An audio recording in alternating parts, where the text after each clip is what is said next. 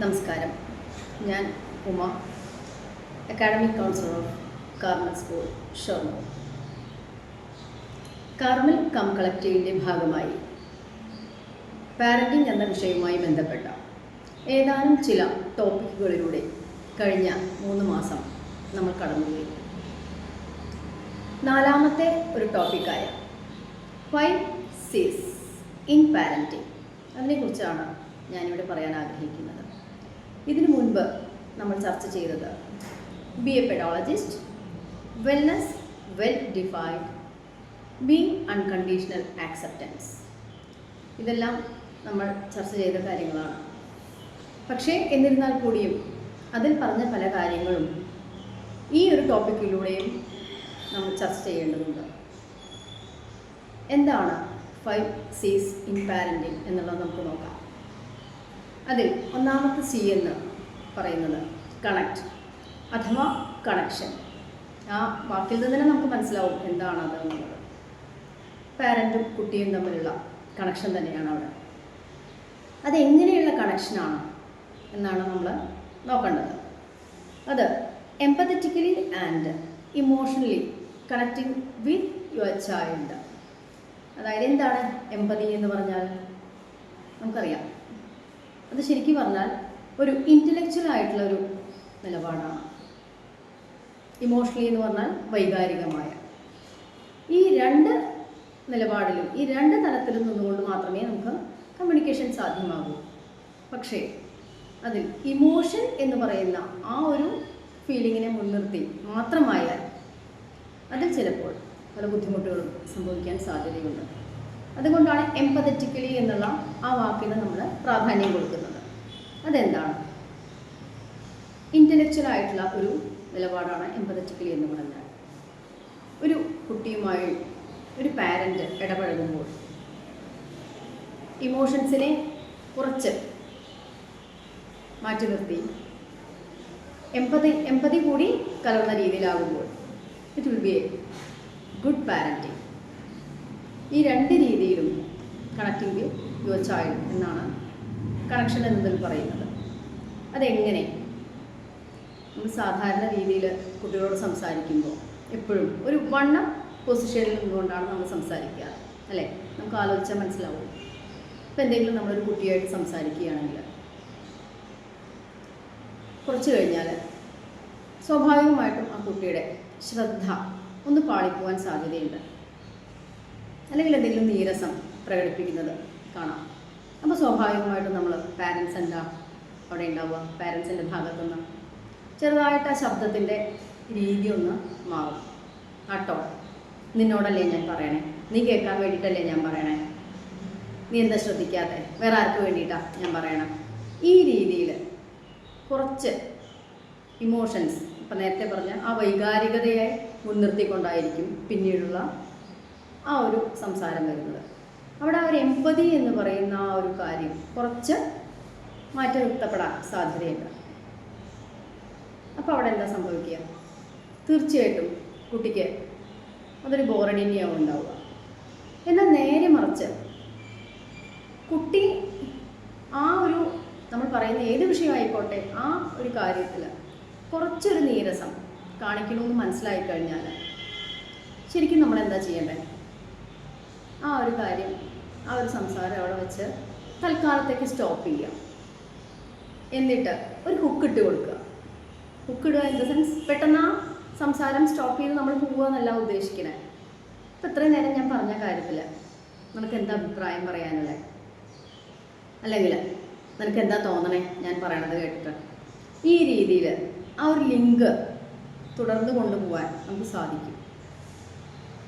എന്നിട്ട് അവന് പറയാനുള്ളത് നമ്മൾ കേൾക്കുക, വളരെ ശ്രദ്ധയോടു കൂടിയിട്ട്. അതൊരു ഇഫക്റ്റീവ് ആക്റ്റീവ് ലിസണിങ് ആയി കഴിഞ്ഞാൽ തീർച്ചയായിട്ടും നമുക്ക് അവിടെ ഒരു ബ്രേക്ക് സംഭവിക്കാതെ തുടർന്ന് പോകാം. അതിനാദ്യം വേണ്ടത് നമ്മൾ ഒരു പൊസിഷൻ എടുക്കുക എന്നുള്ള ആ ഒരു ചിന്ത മാറ്റി. അവിടെയാണ് എംപതിക്ക് സ്ഥാനം വരുന്നത്, ഇൻ്റലക്ച്വലായി ചിന്തിച്ചുകൊണ്ട്. അപ്പോൾ തീർച്ചയായിട്ടും ആ ഒരു സംഭാഷണം തുറന്നു കൊണ്ടുപോകാൻ നമുക്ക് സാധിക്കും. ഇപ്പോൾ TA സൈക്കോളജിയിലൊരു ഭാഗമാണ് TA, ട്രാൻസാക്ഷൻ അനാലിസിസ് എന്ന് പറയും. അതിൽ രണ്ട് തരത്തിലുള്ള ട്രാൻസാക്ഷൻസ് ഉണ്ട്. പാരലൽ, ക്രോസ്ഡ് എന്നൊക്കെ പറയും. അപ്പോൾ സയൻറ്റിഫിക് ആയിട്ടുള്ള കാര്യങ്ങളാണ്. പാരലൽ എന്ന് പറഞ്ഞു കഴിഞ്ഞാൽ അതിങ്ങനെ പാരലായിട്ട് കൊണ്ടുപോകാൻ സാധിക്കും നമുക്ക്. ഒരു ഉദാഹരണം പറയുകയാണ്. നീ കുട്ടിയോട് നമ്മൾ പറയുകയാണ്, എത്ര നേരമായി ഭക്ഷണം എടുത്ത് വെച്ചിട്ട്, കഴിച്ചുകൂടെ എന്ന് ചോദിക്കും. അപ്പോൾ ആ കുട്ടി ഞാൻ കഴിക്കാം അമ്മേ എന്നുള്ള രീതിയിൽ. അപ്പോൾ പിന്നെ അവിടെ ഒരു പാരലായിട്ട് പോകുന്ന ഒരു സോഫ്റ്റായിട്ട് പോകുന്ന ഒരു ട്രാൻസാക്ഷൻ നമുക്ക് കാണാം. നേരെ മറിച്ച് നമ്മുടെ രീതിയിൽ എത്ര നേരമായി ഭക്ഷണം എടുത്ത് വെച്ചിട്ട്, കഴിച്ചുകൂടെ. അപ്പോൾ ആ കുട്ടി എന്ത് പറയാൻ സാധ്യതയുണ്ട്?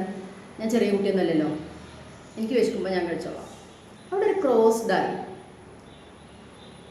അപ്പോൾ ആ രീതിയിലുള്ളൊരു കമ്മ്യൂണിക്കേഷൻ അത് തീർച്ചയായിട്ടും അതിൻ്റെ ഒരു ഔട്ട്പുട്ട് അല്ലെങ്കിൽ ആഫ്റ്റർ എഫക്റ്റ് എന്ന് പറഞ്ഞാൽ ഒരു ചെറിയൊരു നെഗറ്റീവ് എന്നുള്ള വാക്ക് ഉപയോഗിക്കേണ്ട ഒരു ഫീലിംഗ് സാധ്യതയുണ്ട്. അപ്പോൾ അവിടെ എന്താ ഉണ്ടാവുക? ആ ഒരു കണക്ഷൻ കുറച്ച് നേരത്തെങ്കിലും നമുക്കൊരു ബുദ്ധിമുട്ടുണ്ടാക്കി തീർക്കും. അത് ഒരു പക്ഷേ നമ്മളുടെ ശബ്ദത്തിൻ്റെ ആ ഒരു വ്യത്യാസം കൊണ്ടായിരിക്കാം.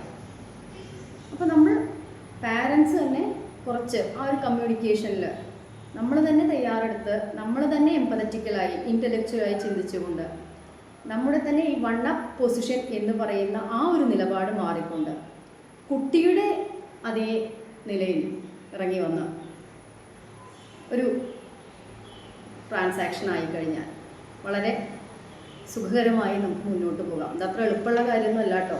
കാരണം ഒരുപാട് ബുദ്ധിമുട്ട് തന്നെയാണ് ഇത് ഈ ഒരു രീതിയിൽ കൊണ്ടുപോകുക എന്ന് പറഞ്ഞാൽ. എങ്കിലും അവിടെ ഒരു നല്ലൊരു ലിസണറായി കഴിഞ്ഞാൽ മാത്രം, നല്ലൊരു ലിസണറായാൽ മതി. ശരിക്കും പറയുകയാണെങ്കിൽ അതാണ് ഏറ്റവും ബുദ്ധിമുട്ട്. ശരിക്കും പറയുകയാണെങ്കിൽ നമുക്കിങ്ങനെ സംസാരിച്ചുകൊണ്ടിരിക്കാൻ വളരെ എളുപ്പമുള്ള കാര്യമാണ്. കേൾക്കുക എന്ന് പറയുന്നത് തന്നെയാണ് ബുദ്ധിമുട്ട്. പക്ഷേ നമ്മളത് നമ്മൾ ഡെവലപ്പ് ചെയ്തെടുത്തേ മതിയാവും. ഇത് ഗുഡ് പാരൻറ്റിങ്ങിന് എന്നുള്ള വാക്ക് ഞാൻ ഉപയോഗിക്കുന്നില്ല, എഫക്റ്റീവായിട്ടുള്ളൊരു പാരൻറ്റിങ്ങിന് വളരെ അത്യാവശ്യമുള്ളൊരു കാര്യമാണ്. അപ്പോൾ നമ്മൾ ഒന്നാമത്തെ സി എന്ന് പറയുന്നത് പറഞ്ഞു. ഇനി രണ്ടാമത്തെ സി എന്താണ് നോക്കാം. കമ്മ്യൂണിക്കേഷൻ. അത് ഇതുമായി ബന്ധപ്പെട്ട കാര്യം തന്നെയാണ്. അത്രയും നേരം പറഞ്ഞതിൽ തന്നെ കമ്മ്യൂണിക്കേഷൻ ഉണ്ട്. അപ്പോൾ നേരത്തെ പറഞ്ഞ കണക്റ്റ് അഥവാ കണക്ഷൻ എന്ന് പറയുന്ന അതിൻ്റെ തുടർച്ച, അതല്ലെങ്കിൽ ഇപ്പോൾ ഒരു നാണയത്തിൻ്റെ രണ്ട് വശം എന്ന് പറയുന്നത് പോലെ തന്നെയാണ് കണക്ഷനും കമ്മ്യൂണിക്കേഷനും. നല്ലൊരു കമ്മ്യൂണിക്കേഷൻ ഉണ്ടായാൽ മാത്രമേ നമുക്ക് നല്ലൊരു കണക്ഷൻ ഉണ്ടാക്കാൻ സാധിക്കൂ. അതുപോലെ നല്ലൊരു കണക്ഷനിൽ മാത്രമേ നല്ലൊരു കമ്മ്യൂണിക്കേഷൻ ഉണ്ടാവൂ. അതൊരു മ്യൂച്വൽ ആയിട്ടുള്ള ഒരു പാറ്റേൺ, ആ ഒരു രീതിയാണ് അവിടെ നമുക്കറിയാം. അപ്പോൾ എങ്ങനെ കമ്മ്യൂണിക്കേറ്റ് ചെയ്യാം? ഒരു കുട്ടിയോട് നമുക്ക് എങ്ങനെ കമ്മ്യൂണിക്കേറ്റ് ചെയ്യാം? പലപ്പോഴും നേരത്തെ പറഞ്ഞ കാര്യം തന്നെ, എപ്പോഴും നമ്മൾ യു എന്ന മെസ്സേജ് അതിന് പകരം ഐ മെസ്സേജ് ഉപയോഗിച്ചാൽ കുറച്ച് വ്യത്യാസം വരും. നോക്കി നോക്കാം നമുക്ക്. അതായത് ഇപ്പോൾ എന്ത് കാര്യത്തിനും നമ്മൾ നീ അത് ചെയ്യുക, നീ ഇത് ചെയ്യുക, സ്വാഭാവികമായിട്ടും വരുന്നതാണ്. അവിടെയും ഈ വൺ അപ്പ് പൊസിഷനിൽ നിന്നുകൊണ്ടാണ്, അതായത് നമ്മുടെ നിലപാടിൽ നിന്നുകൊണ്ടാണ് നമ്മൾ കുട്ടിയോട് സംസാരിക്കുന്നത്. അല്ലെങ്കിൽ നീ അത് ചെയ്യുമ്പോൾ ബുദ്ധിമുട്ടുണ്ട് കേട്ടോ, മീൻസ് നീ അത് എന്താ അങ്ങനെ ചെയ്യണേ, നിനക്കത് ചെയ്തൂടെ, നിനക്കിത് ചെയ്തൂടെ, ഈ ഒരു രീതിയിൽ. അതുപോലെ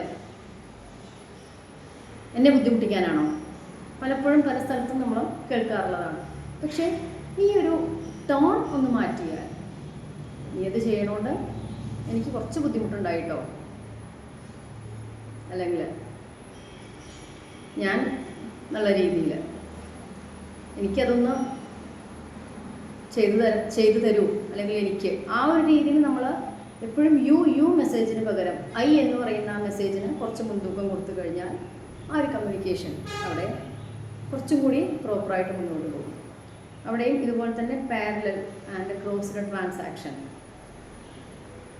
എപ്പോഴും ഒന്ന് നമുക്ക് മനസ്സിലാക്കാം. പാരലൽ ആയിട്ടുള്ള ട്രാൻസാക്ഷനാണ് എപ്പോഴും കണ്ടിന്യൂ ചെയ്തു പോകാനുള്ള ആ ഒരു പ്രവണത ഉണ്ടാവും നല്ല രീതിയിൽ. നേരെ മറിച്ച് ക്രോസ്ഡ് ആവുമ്പോൾ തീർച്ചയായിട്ടും അതിൻ്റെ ഔട്ട്പുട്ട് ഒരു നെഗറ്റീവ് എന്ന് ഉദ്ദേശിക്കുന്നത് ഞാൻ ഒരു ചെറിയൊരു ഫീലിംഗ്, അത് ദേഷ്യമായിക്കോട്ടെ സങ്കടമായിക്കോട്ടെ, അങ്ങനെ വരാനാണ് സാധ്യത. ഇനി മൂന്നാമത്തെ സി എന്ന് പറയുന്നത് കോംപ്ലിമെൻറ്റ് എന്ന് പറഞ്ഞാൽ നമുക്കൊക്കെ അറിയാം. അപ്പോൾ നമുക്കാണെങ്കിലും ഒരു കോംപ്ലിമെൻറ്റ് കിട്ടിക്കഴിഞ്ഞാൽ സന്തോഷമില്ലാത്ത ആരാ ഉണ്ടാവുക? അപ്പോൾ നമ്മളോട് പറയുകയാണ്, നന്നായിട്ടോ, അല്ലെങ്കിൽ എക്സലായി ചെയ്തത്, എക്സലൻ്റ് എന്നൊക്കെ പറഞ്ഞു കഴിഞ്ഞാൽ തീർച്ചയായിട്ടും നമുക്ക് ഭയങ്കര സന്തോഷമാവും അല്ലേ? അപ്പോൾ പിന്നെ കുട്ടികളുടെ കാര്യം പറയാണ്ടോ? എന്തിനാണ് നമ്മൾ അങ്ങനെ ഒരു പിശുക്ക് കാണിക്കണേ? ഒരു കോംപ്ലിമെൻറ്റ് കൊടുക്കാൻ കുട്ടികൾക്ക്. ഇപ്പോൾ ഒരു കാര്യം ചെയ്ത് കഴിഞ്ഞാൽ മിടുക്കൻ അല്ലെങ്കിൽ മിടുക്കി ഒന്ന് തോളിൽ തട്ടിയിട്ട് അവരെ അപ്രീഷിയേറ്റ് ചെയ്യാൻ എന്തിനത്ര ബുദ്ധിമുട്ട്? ചെറിയ കാര്യമായിക്കോട്ടെ, ഒന്നും വേണ്ട, വളരെ നിസ്സാരമായിട്ടുള്ള കാര്യമായിക്കോട്ടെ, ഇത് കുട്ടികൾക്ക് ഭയങ്കര സന്തോഷമാവും. പക്ഷെ അവിടെ പലപ്പോഴും അതിനൊരു പിശുക്ക് കാണിക്കുകയാണ്. അല്ലെങ്കിൽ ഇപ്പം അത് പറഞ്ഞു കഴിഞ്ഞാൽ, ഇപ്പം അത് നന്നായി എന്ന് പറഞ്ഞു കഴിഞ്ഞാൽ പിന്നെ അവൻ ചെയ്യാതിരുന്നാലോ? അതല്ലെങ്കിൽ അവൻ കുറച്ചും കൂടി എന്താ പറയുക, കുറച്ചൊരു അഹംഭാവത്തിൽ ആയാലോ? അതല്ലെങ്കിൽ ഇതിലും നല്ല കാര്യങ്ങൾ ചെയ്യാൻ കുറച്ച് ഇതാക്കിയാലും ആ ഒരു രീതിയിലുള്ളൊരു ആറ്റിറ്റ്യൂഡ് പലപ്പോഴും നമുക്ക് കാണാം. പക്ഷെ അതിൻ്റെ ഒന്നും ആവശ്യമില്ല. എന്ന് വെച്ചാൽ ഓവർ പ്രൈസിങ് എന്ന് വെച്ചാൽ അമിതമായ പുകഴ്ത്തൽ വേണമെന്നല്ല ഉദ്ദേശിക്കുന്നത്. ചെറിയ ചെറിയ കാര്യങ്ങളാണെങ്കിലും ഗുഡ്, അല്ലെങ്കിൽ കൺഗ്രാജുലേഷൻസ്, ഇന്ന് വേണ്ടിട്ട് വന്നൊരു ഡ്രസ്സ് സെലൈൻ്റെതിൽ ഈ രീതിയിൽ പറഞ്ഞു കഴിഞ്ഞാൽ അത് അവർക്ക് കിട്ടാവുന്ന ഏറ്റവും വലിയൊരു മോട്ടിവേഷൻ അല്ലെങ്കിൽ റീഎൻഫോഴ്സ്മെൻറ്റ് എന്ത് വേണമെങ്കിലും പറയാം നമുക്ക്. അങ്ങനെയാണ്. പക്ഷെ നമ്മളെപ്പോഴും ഒന്ന് ശ്രദ്ധിക്കുക, അവിടെ പോസിറ്റീവ് റീഎൻഫോഴ്സ്മെൻറ്റ്, നെഗറ്റീവ് റീഎൻഫോഴ്സ്മെൻറ്റ്, ഇതൊക്കെ കുറച്ച് സയൻറ്റിഫിക് ആയിട്ടുള്ള ലേണിംഗ് തിയറീസിൽ വരുന്നതാണ്. പോസിറ്റീവ് റീഎൻഫോഴ്സ്മെൻറ്റ് കൊടുക്കാൻ നമ്മൾ ആവുന്നതും ശ്രമിക്കണം. നെഗറ്റീവ് റീഎൻഫോഴ്സ്മെൻറ്റിനെ ഒഴിവാക്കും വേണം. അതുപോലെ തന്നെയാണ് പണിഷ്മെൻറ്റ് ആൻഡ് റിവാർഡ്. ഇങ്ങനെ രണ്ട് ഘട്ടങ്ങളും കൂടിയുണ്ട്. എപ്പോഴും പണിഷ്മെൻറ്റ് കൊടുക്കുക എന്ന് പറഞ്ഞു കഴിഞ്ഞാൽ ഡെഫിനറ്റ്ലി ആ കുട്ടിക്ക് പിന്നീട് അതിൻ്റെ ആ ഒരു ഔട്ട്കം വളരെ ബുദ്ധിമുട്ടായിരിക്കും. നേരെ മറിച്ച് റിവാർഡിന് കിട്ടാവുന്ന ആ ഒരു പ്രോഗ്രസ് അത് വളരെ നിസ്സാരമല്ല. അപ്പോൾ അതിനെപ്പോഴും നമ്മൾ ഒന്ന് ശ്രദ്ധിക്കുക. അതിന് പിശുക്കൊന്നും വേണ്ടേ, പറയാം. അവനവൻ്റെ കുട്ടിയെ, നമ്മുടെ കുട്ടിയെ നമ്മളല്ലാണ്ട് വേറെ ആരറിയാം? നമ്മൾ വേണ്ടേ ആദ്യം പറയാം. അതിലിപ്പോൾ ഒന്നും വിചാരിക്കാനൊന്നുമില്ല. ഇപ്പോൾ മറ്റുള്ളവരെന്താ വിചാരിക്കുക, എൻ്റെ കുട്ടിയെ പറ്റി ഞാൻ തന്നെ പറയുമ്പോൾ? അങ്ങനെയൊന്നും ചിന്തിക്കണ്ട. നല്ലത് കണ്ടാൽ അത് പറയുക. ഇനി നേരെ മറിച്ച് എന്തെങ്കിലും ബുദ്ധിമുട്ടുള്ള കാര്യങ്ങൾ കണ്ടാലോ? അപ്പോൾ ഭയങ്കരമായിട്ട് അവരെ അങ്ങനെ എന്താ പറയുക, ശാസിക്കുക, ശിക്ഷിക്കുക, അങ്ങനെയല്ലാതെ ഇപ്പോൾ ഈ ചെയ്ത കാര്യം ഇത് ശരിയാണോ എന്ന് ആലോചിച്ച് നോക്കൂ എന്നുള്ള രീതിയിൽ ആ ഒരു രീതിയിലേക്ക് നമുക്ക് മാറ്റിയെടുക്കാം. ഇതൊന്നും അത്ര എളുപ്പമുള്ള കാര്യമല്ല.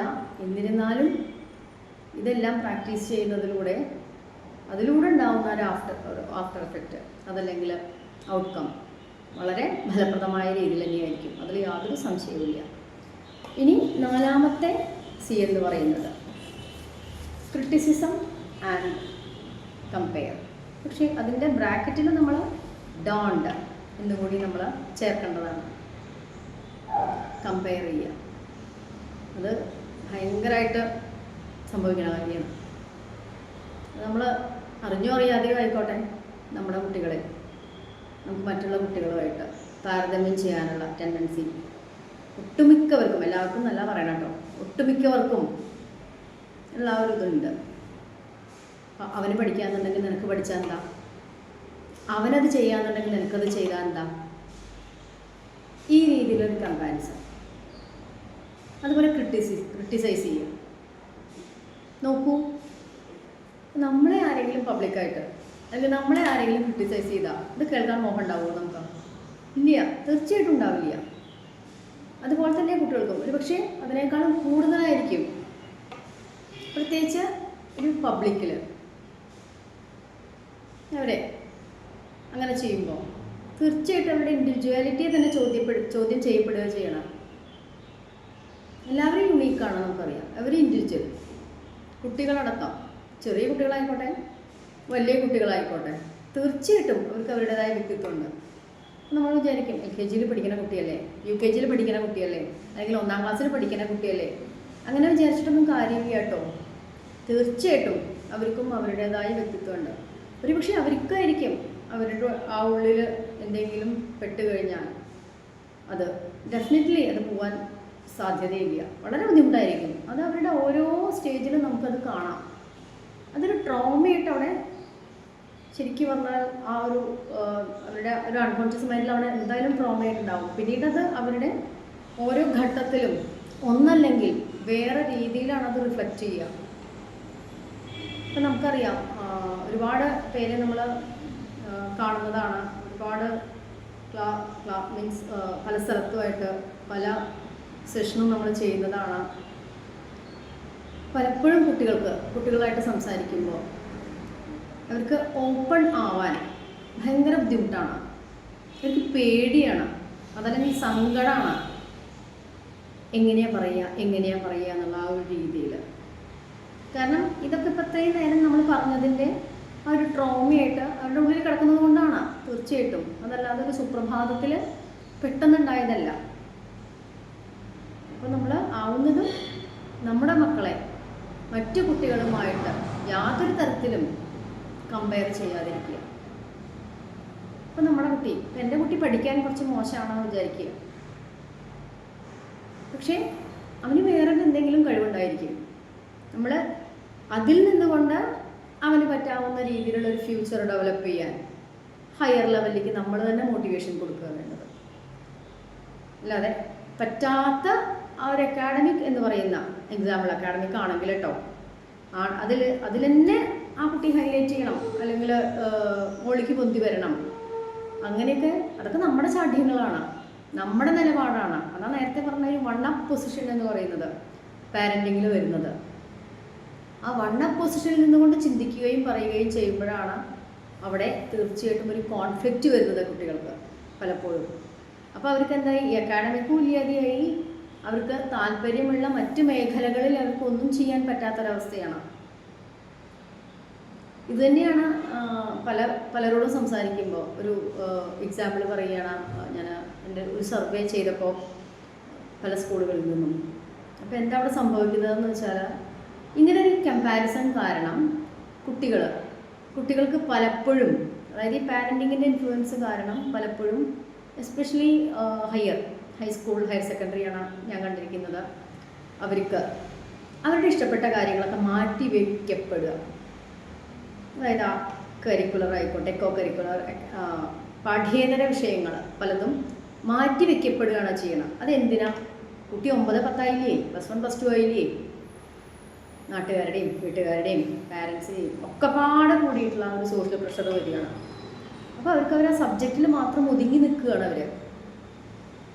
ഇതൊക്കെ കമ്പാരിസണിൽ വരുന്നതാണ്. കാരണം എൻ്റെ കുട്ടി ആ കുട്ടിയെക്കാളും കൂടുതൽ മാർക്ക് മേടിക്കണം, ഇല്ലെങ്കിൽ എനിക്ക് സൊസൈറ്റിയിൽ എന്താണ് സ്ഥാനം, അതാണ് അവിടുത്തെ. അല്ലാതെ ആ കുട്ടിയുടെ ഫ്യൂച്ചറല്ല. അപ്പോഴും ഒരു പാരൻ്റ് എന്ന നിലയ്ക്ക് എൻ്റെ ആശങ്കയാണ് അവിടെ വരുന്നത്.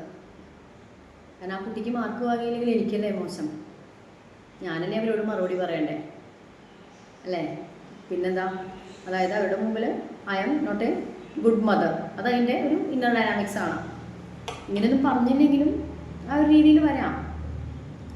അപ്പോൾ അതുകൊണ്ട് ഒരിക്കലും നമ്മൾ നമ്മുടെ കുട്ടിയെ മറ്റു കുട്ടികളുമായി കമ്പയർ ചെയ്യുകയോ പിന്നെ ക്രിട്ടിസൈസ് ചെയ്യുക, അതും വളരെ ബുദ്ധിമുട്ടുള്ള കാര്യമാണ്. ക്രിട്ടിസിസം എന്നുള്ള വാക്ക് തന്നെ വളരെ ബുദ്ധിമുട്ടാണ്. അതിൻ്റെ ആവശ്യമില്ല. ഒന്ന് നമുക്ക് മാറ്റി ചിന്തിക്കുകയും പറയുകയും ചെയ്യാം. അതായത് എന്തെങ്കിലും നമുക്ക് ബുദ്ധിമുട്ടുള്ളൊരു കാര്യം ചെയ്തു വിചാരിക്കുക, പോട്ടെ, എന്തെങ്കിലും വേണ്ടാത്തത് ചെയ്തു എന്ന് തന്നെ വിചാരിക്കുക. ആർക്ക് വേണ്ടാത്തതെന്നുള്ളൊരു രണ്ടാമത്തെ ചോദ്യം കേട്ടോ, ചെയ്തു എന്ന് വിചാരിക്കുക. അപ്പോൾ നമ്മൾ ഭയങ്കരമായിട്ട് ക്രിട്ടിസൈസ് ചെയ്യാതെ ഇത് ചെയ്തത് ശരിയാണോ, നമുക്ക് തോന്നുന്നുണ്ടോ, അങ്ങനെ ആ ഒരു രീതിയിൽ നമ്മുടെ ആ ഒരു ടോൺ മാറ്റിക്കഴിഞ്ഞാൽ കുറേയേറെ മാറ്റം ഉണ്ടാവും തന്നെയാണ് തോന്നുന്നത്. ഇനി അടുത്ത C എന്ന് പറയുന്നത് കോൺഫിഡൻസ്. ഈ പറഞ്ഞതിൽ നിന്നൊക്കെ തന്നെയുള്ള കാര്യമാണ് കോൺഫിഡൻസ്, നമുക്കറിയാവുന്ന കാര്യമാണ്. ഇതൊന്നും പറയേണ്ട ആവശ്യമില്ല കാര്യങ്ങൾ, അതൊക്കെ നമുക്കറിയാവുന്ന. പക്ഷെ ഇതൊക്കെ നമുക്ക് പ്രാക്ടിക്കലായി വരുത്താനാണ് ബുദ്ധിമുട്ട്. ഈ നേരത്തെ പറഞ്ഞ കുറച്ച് Cകളുണ്ടല്ലോ, ഈ Cകളൊക്കെ അത്യാവശ്യം നല്ല രീതിയിൽ, മീൻസ് ഒരു പാരലായിട്ട് പോവുകയാണെങ്കിൽ തീർച്ചയായിട്ടും അവിടെ ഒരു കോൺഫിഡൻസ് ഡെവലപ്പ് ചെയ്യുക കുട്ടികളിൽ യാതൊരു ബുദ്ധിമുട്ടും ഉണ്ടാവില്ല. അത് ഏറ്റവും പ്രധാനം എന്താ വേണ്ടത്? ശരിക്കും ഇഫക്റ്റീവ് ആക്റ്റീവ് കമ്മ്യൂണിക്കേഷൻ അതുതന്നെയാണ് വേണ്ടത്. ഫാമിലിയിൽ ഒരു സ്പേസ്, അതായത് കുട്ടിക്ക് എന്തും തുറന്നു പറയാം എന്നുള്ള ഒരു സ്പേസ് അവിടെ സൃഷ്ടിക്കുക തന്നെയാണ് ഏറ്റവും പ്രധാനപ്പെട്ട കാര്യം. അതായത് അച്ഛനോട് അല്ലെങ്കിൽ അമ്മയോട് എല്ലാം തുറന്നു പറയാം, യാതൊരു തടസ്സവും ഇല്ലാതെ.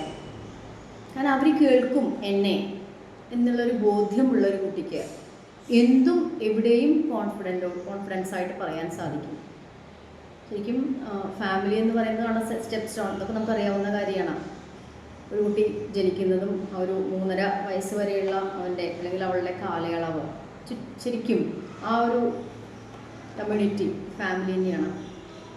അപ്പോൾ തീർച്ചയായിട്ടും അച്ഛൻ അല്ലെങ്കിൽ അമ്മ രണ്ടുപേരും ആ ഒരു കമ്മ്യൂണിക്കേഷൻ, ആ ഒരു ബോണ്ടിങ് അത് ഏറ്റവും സ്ട്രോങ് ആയി, ഏറ്റവും എന്താ പറയുക, ഫ്രൂട്ട്ഫുള്ളായിട്ട് ഉണ്ടെങ്കിൽ ആ കുട്ടിക്ക് യാതൊരു ബുദ്ധിമുട്ടും ഉണ്ടാവില്ല. ഒന്നിനും എന്തും എവിടെയും പറയാം ഇൻ ദ സെൻസ് തനിക്ക് അനുഭവപ്പെടുന്നൊരു ബുദ്ധിമുട്ട് അല്ലെങ്കിൽ എൻ്റെ ഒരു ചെറിയ സന്തോഷമാണെങ്കിലും എൻ്റെ ബുദ്ധിമുട്ടാണെങ്കിലും കേൾക്കാൻ അവിടെ അച്ഛനുണ്ട്, അമ്മയുണ്ട്, എനിക്കത് പറയാം എന്നുള്ള കോൺഫിഡൻസ് ആ കുട്ടിക്ക് തന്നെ ഉണ്ടായിക്കോളും. പിന്നെ കുട്ടിക്ക് സൊസൈറ്റിയിൽ ഇപ്പോൾ നമ്മൾ പറഞ്ഞു കൊടുക്കൊന്നും വേണ്ട, ഇങ്ങനെ പെരുമാറണം കേട്ടോ, പുറത്തിറങ്ങി ഇങ്ങനെ ചെയ്യണം കേട്ടോ, ആൾക്കാരോട് എന്താ പറയുക അങ്ങനെ പെരുമാറണം, ഇങ്ങനെ പെരുമാറണം, കോൺഫിഡൻസ് ആവണം, അല്ല തൻ്റെ ഇടത്തോടു കൂടി വളരണം, ഇങ്ങനെയൊന്നും പറഞ്ഞു കൊടുക്കേണ്ട ആവശ്യമില്ല. ഡെഫിനറ്റ്ലി ആ കുട്ടിക്ക് ഈ സൊസൈറ്റിയെ ഫേസ് ചെയ്യാൻ യാതൊരു ബുദ്ധിമുട്ടും ഉണ്ടാവില്ല. തീർച്ചയായിട്ടും നല്ല രീതിയിൽ ആ ഒരു പ്രോപ്പറായിട്ടുള്ള ഗ്രോത്ത് ഉണ്ടാവും. അതിനാദ്യം എന്താ വേണ്ടത്? നമ്മൾ പാരൻസ്, നമ്മുടെ പാരൻസിൻ്റെ മെൻ്റൽ ഇക്വിലിബ്രിയം, ഞാനൊരു വേർഡാണ് യൂസ് ചെയ്യുന്നത് കേട്ടോ, മെൻ്റൽ ഇക്വിലിബ്രിയം, അത് വളരെ കൃത്യതയോട് കൂടിയിട്ട് തന്നെ വേണം. പാരൻസ് എപ്പോഴും അവെയർ ആവുക, അവരാണ് ഈ മെൻ്റൽ ഹെൽത്ത് എന്ന് പറയുന്ന കാര്യം സ്വയം ഉണ്ടാവാൻ ഉള്ള ഒരു സ്പേസ് അവർക്ക് തന്നെ കൊടുക്കുക. അപ്പോൾ അതിന് സ്വാഭാവികമായിട്ടും ആ ഒരു കമ്മ്യൂണിക്കേഷനിൽ യാതൊരു ബുദ്ധിമുട്ടുണ്ടാവില്ല. കോൺഫിഡൻസോടുകൂടി എന്തെങ്കിലും ഒരു തെറ്റെന്നുള്ള വാക്ക് ഞാൻ ഉപയോഗിക്കുന്നില്ല, എന്തെങ്കിലും ആ ഒരു കുട്ടിക്ക് ബുദ്ധിമുട്ടുണ്ടായി അല്ലെങ്കിൽ ആ കുട്ടി എന്താ പറയുക, ആ കുട്ടീനെ ആഗ്രഹിക്കാത്തൊരു കാര്യം ചെയ്യേണ്ടി വന്നു എന്ന് വിചാരിക്കുക, ഓപ്പണായിട്ട് പറയാനുള്ളൊരു സ്പേസ് ഫാമിലിയിലുണ്ടായ അല്ലെങ്കിൽ അച്ഛാ അമ്മ എനിക്കിത് ചെയ്യേണ്ടി, എനിക്കൊരു അബദ്ധം പറ്റി, തീർച്ചയായിട്ടും ആ കുട്ടി പറയും, അതിൽ യാതൊരു സംശയവുമില്ല. അപ്പോൾ ആ ഒരു കോൺഫിഡൻസ് എന്ന് പറയുന്നതിന് വളരെയധികം പ്രാധാന്യമുണ്ട്. അപ്പോൾ ഇത്രയെല്ലാമാണ് 5 C's ഇൻ പാരൻറ്റിങ് എന്ന് പറയുന്നത്. ഇനി ഈ 5 C's ഇൻ പാരൻറ്റിങ് എന്ന് പറയുമ്പോൾ സാധാരണ ഇതൊക്കെ നോക്കിക്കഴിഞ്ഞാൽ, ഇത്രയും കാര്യങ്ങൾ നോക്കിക്കഴിഞ്ഞാൽ ഒരു കാര്യം നമുക്ക് മനസ്സിലാക്കാം, ഇതിൻ്റെയൊക്കെ ഒരു ഔട്ട്കം അല്ലേ പാരൻറ്റിങ്ങിനെ അത് എഫക്റ്റീവാണോ ഇൻഎഫക്റ്റീവാണോ എന്ന് നിർണ്ണയിക്കുന്ന ഘടകം. തീർച്ചയായിട്ടും എന്തായിരിക്കും അപ്പോൾ ഒരു എഫക്റ്റീവ് പാരൻറ്റിങ്ങിൻ്റെ ഔട്ട്കം? ഇതെന്നൊക്കെ നമുക്ക് മനസ്സിലാക്കാൻ പറയാം. ഒരു കുട്ടി ഏതൊക്കെ രീതിയിലുള്ള ആ കുട്ടിയുടെ ഏതൊക്കെ രീതിയിലുള്ള ഗ്രോത്ത് ആയിരിക്കും എഫക്റ്റീവ് പാരൻറ്റിങ്ങിൻ്റെ ഔട്ട്കം എന്ന് നമുക്ക് പറയാൻ സാധിക്കുക? ഓട്ടോണോമി, കുട്ടിയുടെ സെൽഫ് കോൺഫിഡൻസ്, സെൽഫ് എസ്റ്റീം, ഇതൊക്കെ ആവില്ലേ ശരിക്കും പറഞ്ഞാൽ ഒരു എഫക്റ്റീവ് പാരൻറ്റിങ്ങിൻ്റെ ഔട്ട്കം എന്ന് പറയുന്നത്? ഇങ്ങനെയുള്ള ഒരു കുട്ടിക്ക് സൊസൈറ്റിയിൽ എവിടെ പോയാലും നിലനിൽക്കാൻ എന്താ ബുദ്ധിമുട്ടുണ്ടാവുക? തീർച്ചയായിട്ടും വളരെ പ്രോപ്പറായിട്ടുള്ള ഒരു എഫക്റ്റീവായിട്ടുള്ള ഒരു ഔട്ട്പുട്ടായിരിക്കും, അതിൽ യാതൊരു സംശയമില്ല. നേരെ മറിച്ച് ഇൻഎഫക്റ്റീവ് പാരൻറ്റിങ്ങിൻ്റെയോ എന്തായിരിക്കും? എങ്ങനെയാണ് ഇൻഎഫക്റ്റീവ് പാരൻറ്റിങ് എന്ന് നമുക്ക് പറയാൻ സാധിക്കുക? സാധാരണ പല ഫാമിലിയിലും നമ്മൾ കാണുന്നത് പാരൻസിൻ്റെ തന്നെ ആങ്സൈറ്റി, അവർക്കുണ്ടാകുന്ന ഒരു സ്ട്രെസ്ഫുള്ളായിട്ടുള്ള സാഹചര്യം, അവരുടെ ബുദ്ധിമുട്ടുകൾ എന്തൊക്കെയാണെന്ന് വെച്ചാൽ അത് വർക്ക് പ്ലേസിലേ ആവാം, പിന്നെ അതുപോലെ കപ്പിൾ കോൺഫ്ലിക്റ്റ് ആയിരിക്കാം, അതുപോലെ ജോയിൻറ്റ് ഫാമിലി ആണെങ്കിൽ അതിലുള്ള കോൺഫ്ലിക്ട്സ് ആവാം പലപ്പോഴും, അല്ലേ? ഇൻലോസ് ഉണ്ടാവും, അവരുടെ കോൺഫ്ലിക്ട്സ്. അപ്പോൾ ഇങ്ങനെയുള്ള ഈ കോൺഫ്ലിക്ട്സ് എന്ന് പറഞ്ഞു കഴിഞ്ഞാൽ ഇതൊക്കെ ഉണ്ടാകുന്ന ഒരു ഫാമിലിയിൽ പാരൻസ് എസ്പെഷ്യലി മദർ എന്ന് പറയുന്നത് ഞാൻ മറ്റേ ഭാഗത്ത് ഒട്ടും ഇല്ല എന്നല്ല പറയുന്നത്, എങ്കിലും പലപ്പോഴും അമ്മമാർക്കാണ് കുറച്ച് ബുദ്ധിമുട്ടുള്ളത് കണ്ടു വന്നിട്ടുള്ളത്. എന്താ പറയുക, അച്ഛൻ്റെ സൈഡിൽ ഇല്ല എന്ന് പറയുന്നൊന്നുമില്ല, അവർക്കും ഉണ്ട് ധാരാളം ബുദ്ധിമുട്ടുകൾ. അപ്പോൾ ഇങ്ങനെയൊക്കെയുള്ള ആ ഒരു കോൺഫ്ലിക്ട്സിൽ അതിൽ കൂടെ കടന്നു പോകുന്ന ഒരു കുട്ടി എങ്ങനെയൊക്കെ ആയിരിക്കും? തീർച്ചയായിട്ടും എന്താണ്, എനിക്ക് പറഞ്ഞ സെൽഫ് എസ്റ്റീം ഉണ്ടാവില്ല, ഓട്ടോണോമി ഉണ്ടാവില്ല, സെൽഫ് കോൺഫിഡൻസ് ഉണ്ടാവില്ല, ഇതൊന്നും ഉണ്ടാവില്ല. ഒരു പ്രോപ്പർ മെൻ്റൽ ഹെൽത്ത് മെയിൻറ്റെയിൻ ചെയ്യാൻ വളരെ ബുദ്ധിമുട്ടായിരിക്കും. ഇതാണ് നമ്മൾ ഇൻഎഫക്റ്റീവ് പാരൻറ്റിങ്ങിൻ്റെ ഔട്ട്കം എന്ന് പറയുന്നത്. ഇതൊക്കെ നമ്മൾ സ്റ്റഡീസൊക്കെ അതൊക്കെ പ്രൂവ് ചെയ്തിട്ടുള്ള കാര്യമാണ്. സാധാരണ ഒരു ഹെൽത്തി പാരൻറ്റിങ് എങ്ങനെയാണ്, അൺഹെൽത്തി പാരൻറ്റിങ് എങ്ങനെയാണെന്നുള്ളത്. ഇതൊന്നും നമ്മൾ മനഃപൂർവ്വം വേണച്ചിട്ട് ചെയ്യേണ്ടതൊന്നുമല്ല കേട്ടോ. നമ്മുടെ സിറ്റുവേഷൻ അതല്ലെങ്കിൽ ഈ പറഞ്ഞ പോലെ ബുദ്ധിമുട്ട്, ആങ്സൈറ്റി, ഇങ്ങനെയുള്ള കാര്യങ്ങളൊക്കെയാണ്. എസ്പെഷ്യലി മദർ എന്ന് പറയുന്നത് ഞാൻ എടുത്തു പറയാവുന്ന കാരണം, അമ്മമാർക്കും അവരവരുടേതായ ബുദ്ധിമുട്ടുകൾ ഫിസിക്കലിയാണ് പറയുന്നത്, ഫിസിക്കലി അതുപോലെ ഫിസിയോളജിക്കലി ഇങ്ങനെയുള്ള പല ബുദ്ധിമുട്ടുകളും നേരിടുന്ന അമ്മമാരുണ്ട്. എസ്പെഷ്യലി അവരുടെ, ഇതിനു മുമ്പ് ഞാൻ പറഞ്ഞിട്ടുണ്ട്, ആ ഒരു മെനോപ്പസ് എന്ന് പറയുന്ന ആ ഒരു സമയത്ത്. ഈ മെനോപ്പസ് എന്ന് പറയുന്ന സംഭവം എന്താണെന്ന് വെച്ചാൽ അവരുടെ ആ ഒരു മെൻസ്ട്രൽ സൈക്കിളിൻ്റെ ജസ്റ്റ് പോസ്, അതായത് എൻഡിങ് ഉള്ള ആ ഒരു സമയമാണ്. അതൊരു 3 സ്റ്റേജാണുള്ളത്. ഇതിനോടുകൂടി ഞാനത് പറയാൻ ആഗ്രഹിക്കുന്നു, കാരണം നമ്മൾ ചർച്ച ചെയ്യുന്നത് പാരൻറ്റിങ് എന്ന് പറയുന്ന വിഷയമാണ്. അപ്പോൾ ഈ ഒരു സ്റ്റേജിൽ പാരൻസിനും, അതായത് അമ്മമാർക്കും കുട്ടികൾക്കും ഉണ്ടാവാൻ ഏറ്റവും കൂടുതൽ സാധ്യതയുള്ള ബുദ്ധിമുട്ടുകൾ, അതുകൊണ്ടാണ് ഞാനിതിനെ ഒന്ന് ഹൈലൈറ്റ് ചെയ്തത്. ഇതിനു മുമ്പ് ഞാൻ സംസാരിച്ചിട്ടുണ്ട്, എങ്കിലും ഒന്നുകൂടി ഞാൻ പറയട്ടെ. 3 സ്റ്റേജാണ് അവിടെ ഉള്ളത്: pre menopause, menopause, post menopause. ഒരു ഏകദേശം 40 വയസ്സിലാണിത് സ്റ്റാർട്ട് ചെയ്യുക. അപ്പോൾ കുറച്ച് നേരത്തെയും അതിൻ്റെ സിംറ്റംസ് തുടങ്ങാറുണ്ട്. പക്ഷേ പലർക്കും ഇത് മനസ്സിലാവുന്നില്ല എന്നുള്ളതാണ്. കുറച്ചൊക്കെ വ്യത്യാസം വന്നിട്ടുണ്ട്, എങ്കിലും ഞാൻ അനുഭവിക്കുന്നത്, ഞാൻ ഇൻ ദ സെൻസ് പാരൻസ് അനുഭവിക്കുന്നത് ഈ ഒരു ബുദ്ധിമുട്ട് കൊണ്ടാണെന്നുള്ള ഒരു അവയർനെസ് പലർക്കും ഇല്ല. ആ സമയത്ത് ഭയങ്കര ദേഷ്യം, മൂഡ് സ്വിങ്സ്, ആങ്സൈറ്റി, ഇങ്ങനെയുള്ള കാര്യങ്ങൾ, പ്രത്യേകിച്ച് പീരീഡ്സ് ആവാറാവുമ്പോൾ അറിയാം, ഹോട്ട് ഫ്ലാഷസ് വരും, ഭയങ്കരമായിട്ട് ദേഷ്യം വരും, സങ്കടം വരും, എന്താ ചെയ്യേണ്ടതെന്ന് ശരിയ, ഇങ്ങനെയുള്ള കാര്യങ്ങൾ. അത് മുഴുവൻ കുട്ടികളുടെ ആ ഫ്രസ്ട്രേഷൻ, ആ ഒരു വാക്ക് ഞാൻ ഉപയോഗിക്കട്ടെ, ഫ്രസ്ട്രേഷൻ എന്ന് പറയുന്നത് കുട്ടികളിൽ തീർക്കുക. പിന്നെ ജോലിക്ക് പോകുന്നവരാണെങ്കിൽ പറയേണ്ട വേണ്ട, ജോലി സ്ഥലത്തെ പ്രശ്നങ്ങൾ, ഫാമിലിയുടെ പ്രശ്നങ്ങൾ, ഇതൊക്കെ തീർക്കാനുള്ള ഒരു എന്താ പറയുക എക്യുപ്മെൻ്റ് ആണല്ലോ കുട്ടി എന്ന് പറയണത്. അപ്പോൾ ഇങ്ങനെയുള്ള പല ബുദ്ധിമുട്ടുകൾ അവിടെ കാണും. അപ്പോൾ ഈ ഒരു ബുദ്ധിമുട്ടുകൾ ഈ നേരത്തെ പറഞ്ഞ 5 C'സുമായി കണക്ട് ചെയ്ത് നോക്കിക്കഴിഞ്ഞാൽ അതിലൊക്കെ റിഫ്ലക്റ്റ് ചെയ്യും, തീർച്ചയായിട്ടും റിഫ്ലക്റ്റ് ചെയ്യും. കാരണം ഈ ഒരു ബുദ്ധിമുട്ടിലൂടെ കടന്നു പോകുമ്പോൾ എങ്ങനെയാണ് ഒരമ്മയ്ക്ക് ഒരു കുട്ടിയായിട്ട് പ്രോപ്പറായിട്ട് കമ്മ്യൂണിക്കേറ്റ് ചെയ്യാൻ പറ്റുക, എങ്ങനെ ആ കമ്മ്യൂണിക്കേഷനിലൂടെ നല്ലൊരു കണക്ഷൻ ഉണ്ടാക്കാൻ പറ്റുക, പിന്നെ എങ്ങനെയാണ് ആ കുട്ടിക്കൊരു കോൺഫിഡൻസ് ഉണ്ടാവുക. എപ്പോഴും നമ്മൾ ഡോണ്ട് എന്ന് പറഞ്ഞ ആ കാര്യം ഉണ്ടല്ലോ, കമ്പയർ, ക്രിറ്റിസിസം, ഇത് രണ്ടും എപ്പോഴും ഉണ്ടാവുകയും ചെയ്യും. അപ്പോൾ സ്വാഭാവികമായിട്ടും അവിടെ എന്താ സംഭവിക്കുക, ആ കുട്ടി കടന്നു പോകുന്നത് വളരെ ബുദ്ധിമുട്ടായിട്ടുള്ള സ്റ്റേജിൽ കൂടെയായിരിക്കും. അപ്പോൾ പാരൻസിന് ഇങ്ങനൊരവസ്ഥ, പാരൻസ് ഇൻ ദ സെൻസ് അമ്മയ്ക്ക് ഇങ്ങനൊരവസ്ഥ വരുമ്പോൾ തീർച്ചയായിട്ടും എന്താണ്, അമ്മ വിചാരിക്കുക ഞാൻ ഇങ്ങനെയൊരു സ്റ്റേജിൽ കൂടെയാണ് കടന്നു പോകുന്നതെന്ന് സ്വയം ഒരു ബോധ്യം ഉണ്ടാവുക, സെൽഫ് അവെയർനെസ്.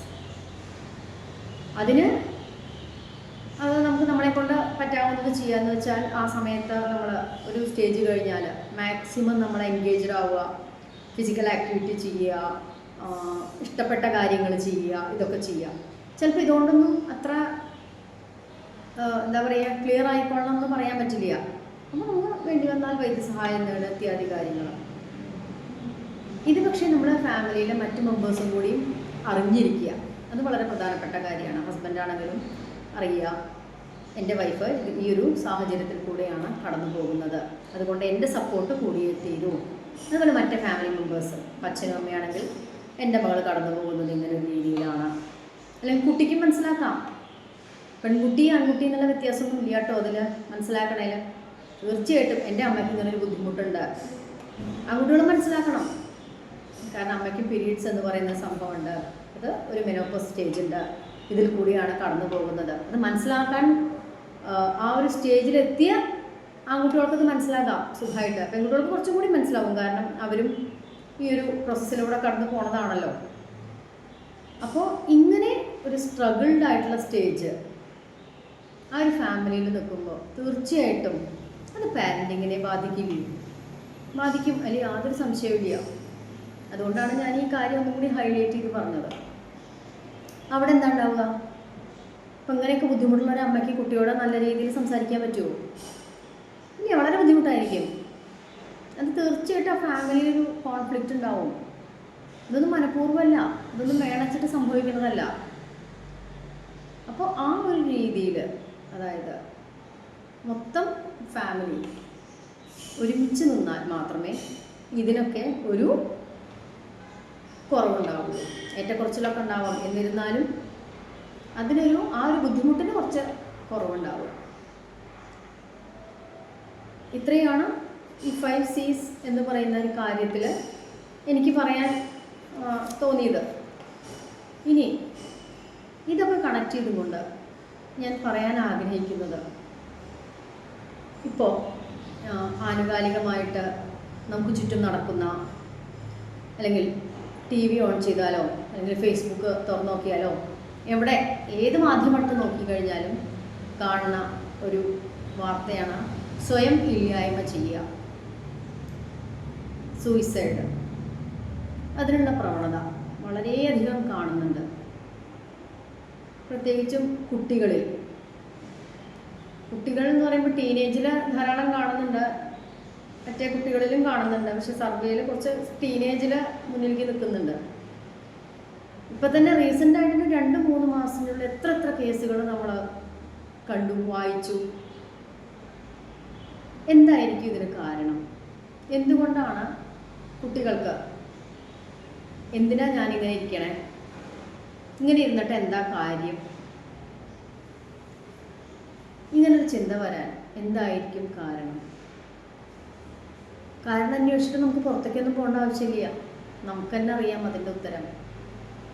ഈ പറഞ്ഞ കാര്യങ്ങളൊക്കെ തന്നെയാണ് ചൈൽഡ്ഹുഡ്, അതിൽ യാതൊരു സംശയമില്ല. ഇതും അതും കൂടി ബന്ധപ്പെടുത്തി പറയുകയാണെങ്കിൽ, ഇപ്പം നേരത്തെ പറഞ്ഞ കാര്യങ്ങൾ again ഞാൻ വരട്ടെ, 5 C's ശരിക്കും പറഞ്ഞാൽ അത് പ്രോപ്പറായിട്ട് നടക്കുകയാണെങ്കിൽ ഇങ്ങനെയുള്ളൊരു സാധ്യതയുണ്ടോ നമ്മൾ ചിന്തിക്കേണ്ടിയിരിക്കുന്നു. ഒരു പരിധിവരെ നമുക്ക് തടയാം എന്നാണ് എനിക്ക് തോന്നുന്നത്. കുട്ടികൾക്ക് എന്തും പറയാനുള്ളൊരു സ്പേസ് നമ്മൾ ഫാമിലിയിൽ ക്രിയേറ്റ് ചെയ്യുകയാണെങ്കിൽ, എന്തോ ആയിക്കോട്ടെ അവർ ചെയ്ത കാര്യങ്ങൾ, നമ്മളെ സംബന്ധിച്ചത് തെറ്റോ ശരിയോ അങ്ങനെയല്ല കേട്ടോ, നമ്മളെ സംബന്ധിച്ചത് തെറ്റാണെങ്കിൽ, അബദ്ധമാണെങ്കിൽ എങ്കിൽ കൂടിയും ആ കുട്ടിക്ക് അത് പറയാനുള്ളൊരു സ്പേസ് ഫാമിലിയിലുണ്ടെങ്കിൽ നമുക്ക് അവരെ ഒന്ന് സപ്പോർട്ട് ചെയ്ത് നിർത്താൻ പറ്റുള്ളൂ. സപ്പോർട്ടീവ് സിസ്റ്റം വളരെ പ്രധാനമാണ്.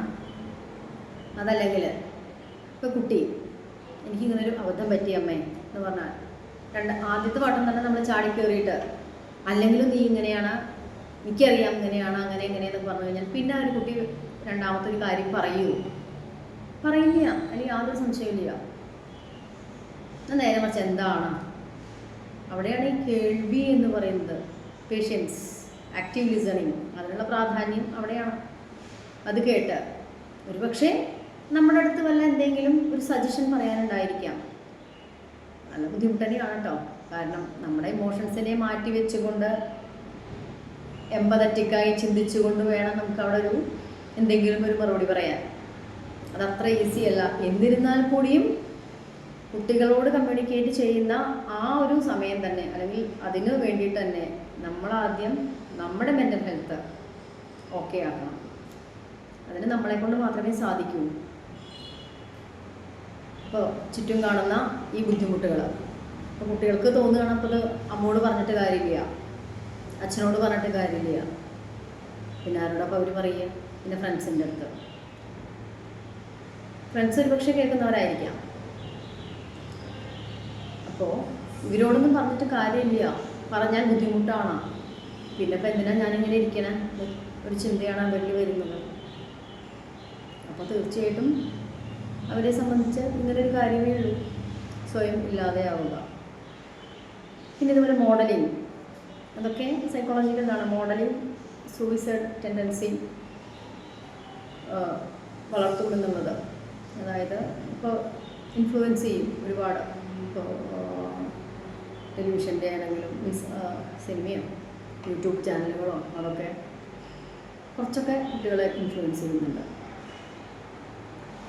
അപ്പോൾ തീർച്ചയായിട്ടും ഈ വക കാര്യങ്ങൾക്ക് പാരൻറ്റിങ്ങിൽ വളരെയധികം ഒരു റോളുള്ളതായിട്ട് നമുക്ക് കാണാം. പലപ്പോഴും പല സ്കൂളിലെ കാര്യമില്ല കേട്ടോ ഞാൻ പറയുന്നില്ല, പല സ്ഥലത്തും പല സെഷനും പോകുമ്പോൾ ഞാനൊരു സർവേ, എൻ്റെ ഒരു സ്റ്റഡിയുടെ ഭാഗമായിട്ട് ഞാനൊരു സർവേ നടത്തി കുട്ടികളിൽ, ഹൈസ്കൂൾ കുട്ടികളിൽ 2-3 സ്കൂളിലെ ഒരു സ്റ്റഡി ആയിരുന്നു അത്. എൻ്റെ ഒരു പേപ്പറിൻ്റെ ഭാഗമായിട്ട് ചെയ്തതാണ്. അപ്പോൾ ഞാൻ സംസാരിച്ച് വന്നപ്പോൾ കുട്ടികളോട് ഇടപഴകുമ്പോൾ ജസ്റ്റ് ഞാൻ അവരോട് ചോദിച്ചു, നിങ്ങൾ എത്ര പേര് വീട്ടിൽ അമ്മയോടും അച്ഛനോടും ഫ്രീ ആയിട്ട് സംസാരിക്കാറുണ്ട്? എന്നുവെച്ചാൽ അക്കാഡമിക് വിഷയങ്ങളൊക്കെ മാറ്റി വെച്ച് വെറുതെ എന്തെങ്കിലുമൊക്കെ വെറുതെ സംസാരിക്കാറുണ്ട് എന്ന് ചോദിച്ചപ്പോൾ ഒരു എത്ര കുട്ടികൾ, ഒരു 50 കുട്ടികളിൽ ഒരു 20 പേര്, 20 താഴെ കുട്ടികളെ ഉള്ളൂ അച്ഛനോടും അമ്മോടും ഫ്രീ ആയിട്ട് സംസാരിക്കണത്. എനിക്ക് അത്ഭുതം തോന്നി ശരിക്കും പറയുകയാണെങ്കിൽ. എന്താ കാരണം ചോദിച്ചു ഇവരോടെ. അപ്പോൾ അവരെന്താ പറഞ്ഞതെന്ന് വെച്ചാൽ രാവിലെ ഒരു 6 മണിക്ക് അവർ ട്യൂഷന് പോകും. ഈ 6 മണിക്ക് പോകണമെന്നുണ്ടെങ്കിൽ 4-5 മണിക്ക് എണീക്കണം. അത് കഴിഞ്ഞ് നേരെ വരുന്നത് അവർ സ്കൂളിലേക്കാണ്. അപ്പോൾ definitely they will skip their breakfast കഴിക്കാൻ അവർക്ക് നേരമില്ല. അത് കഴിഞ്ഞ് സ്കൂളിൽ വന്നു, 6-7 പീരീഡ് അവർ കഴിഞ്ഞു. അത് കഴിഞ്ഞിട്ട് എഗെയിൻ സ്പെഷ്യൽ ക്ലാസ്. ചിലവർ നേരെ ട്യൂഷന് വീണ്ടും പോണവരെ, അതല്ലാത്തവരുണ്ട്. ട്യൂഷൻ കഴിഞ്ഞ് വീട്ടിലെത്തുമ്പോഴേക്കും ഒരു 7-7:30 ആവും നേരം ഏകദേശം. ഒന്ന് നോക്കണം, രാവിലെ 6 മണി മുതൽ വൈകുന്നേരം 7 വരെ അവർ എൻഗേജ്ഡാണ് പല സ്ഥലത്തും. അപ്പോൾ എന്താവും അവിടെ? പിന്നെ എന്തിനാ അവരെ കൊള്ളാം? ഡെഫിനറ്റ്ലി അവർ ടയേർഡായിട്ടുണ്ടാവും. കാരണം ഒരു ദിവസം കഴിഞ്ഞു. ഇത് പിന്നെ പാരൻസ് ജോലിക്ക് പോകുന്നവരാണെങ്കിൽ പിന്നെ പറയുന്നേ വേണ്ട. എന്തായിരിക്കും? അങ്ങനെ രാവിലെ പാരൻ്റ് ജോലിക്ക് പോവും, കുട്ടി ഇതാവുന്ന സമയത്ത് തിരിച്ചു വരുമ്പോൾ അവരവരുടെ ജോലി കഴിഞ്ഞ് തിരിച്ചു വരും. പാരൻസും ടയേർഡായിട്ടുണ്ടാവും, കുട്ടിയും ടയേർഡായിട്ടുണ്ടാവും. പിന്നെ അവിടെ കമ്മ്യൂണിക്കേഷനുള്ള സമയം ഒന്നിനും നേരമില്ല. കുട്ടി കിടക്കുന്നു, പാരൻസും കിടക്കുന്നു, രാവിലെ എഴുന്നേൽക്കുന്നു, എഗെയിൻ റൂട്ടീൻ ഇത് തന്നെയാണ് അവിടെ സംഭവിക്കുന്നത്. അപ്പോൾ അവർക്കാണെങ്കിൽ ചില കുട്ടികൾ കണ്ണിൽ വെള്ളം നിറഞ്ഞു കേട്ടോ. കാരണം they want to communicate with their parents. സംസാരിക്കാൻ ഒരുപാടുണ്ട് അവർക്ക്, പക്ഷേ സമയമില്ല. ഇനി അഥവാ സമയമുണ്ടെങ്കിൽ പോലും പാരൻസ് ടയേർഡാവും. അവരെയും പറഞ്ഞിട്ട് കാര്യമില്ല, അവരവരുടെ വർക്ക് പ്രഷർ അങ്ങനെയുള്ള കാര്യങ്ങൾ. അപ്പോൾ ഇതിനായി കുറച്ച് സമയം കണ്ടെത്തിയേ പറ്റൂ, അല്ലെങ്കിൽ വളരെ ബുദ്ധിമുട്ടായിരിക്കും കാര്യങ്ങൾ. അപ്പോൾ ചൈൽഡ്ഹുഡിൽ നിന്നുകൊണ്ട് തന്നെ നമ്മൾ കുട്ടികൾക്ക് വേണ്ട ന്യൂട്രിയൻസ് ഭക്ഷണമല്ല ഞാൻ ഉദ്ദേശിക്കുന്നത് കേട്ടോ, അതല്ലാത്ത ന്യൂട്രിയൻസ്, സൈക്കോളജിക്കലി ആയിട്ടുള്ള ന്യൂട്രിയൻസ് ഞാൻ ഉദ്ദേശിച്ചത്. ഇപ്പോൾ ഒരു വാക്ക് ഞാൻ ഇപ്പോൾ പറഞ്ഞു എന്ന് മാത്രം. കുട്ടികൾക്ക് നൽകേണ്ടത് അനിവാര്യമാണ്. അതിൽ ഏറ്റവും പ്രധാനം കമ്മ്യൂണിക്കേഷൻ തന്നെയാണ്.